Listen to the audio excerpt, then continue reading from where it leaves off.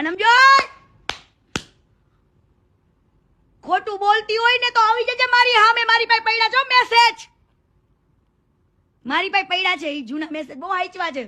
ઠાકરની કસમ ખાઈને કહું છું, મારી કુળદેવી માં અંબેમાની કસમ ખાઈને કહું છું, માં મોગલમાઈની કસમ ખાઈને કહું છું, જો કીર્તિ પટેલ ખોટી હોય તો મારો કાલનો દાડો ન થઈ. તો નમસ્કાર મિત્રો, અનોખી વાતો એક અનોખી વાત લઈને આવી ગયો છે તમારી જોડે. તો મિત્રો તમે જાણતા હશો કે સોશિયલ મીડિયામાં કીર્તિ પટેલ અને ખજૂરભાઈનો જોરદાર વિવાદ ચાલી રહ્યો છે. આ વિવાદમાં વાત તમને હું જણાવીશ કે કીર્તિ પટેલ એક પછી એક ઘણા એવા ખોટા આક્ષેપો ખજૂરભાઈ ઉપર નાખી રહી છે કે તે જે રૂપિયા લાવે છે એ બધા રૂપિયા ખોટા છે.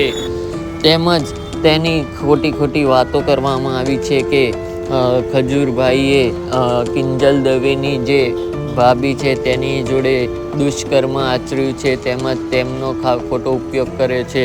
તો મિત્રો બીજી વાત એવી પણ આવી રહી છે કે તેઓ જે સિંગતેલ બનાવે છે તે સિંગતેલમાં ઘણા ભેળસેળ પણ કરે છે અને ખરાબ સિંગતેલ વેચે છે અને લોકોને સારું કહીને ખરાબ સિંગતેલનું વેચાણ કરે છે.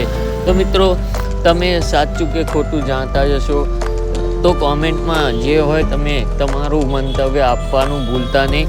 તો મિત્રો એક બાજુ કીર્તિ પટેલ એવું પણ કહી રહી છે કે ખજૂરભાઈ એ લોકોનું 4 લાખમાં મકાન બનાવે છે અને 25 લાખનું નામ દઈને તેઓ પોતાની જોડે રાખે છે. તો મિત્રો ખજૂરભાઈ આટલા દાનવીર છે તો પણ લોકો તેમને પ્રેમ નથી કરતા અને જેમ તેમ બોલી રહ્યા છે. તો મિત્રો આ વસ્તુ તો ઘણી ખોટી પડે. તેમજ કીર્તિ પટેલ એવું પણ કહી રહી છે કે ખજૂરભાઈ લોકો જે અતિશય ગરીબ હોય એમના ઘરે જઈને 4 લાખમાં મકાન બનાવે છે અને વિડીયો બનાવીને તેઓ પોતે 50 થી 60 લાખ રૂપિયા મેળવે છે.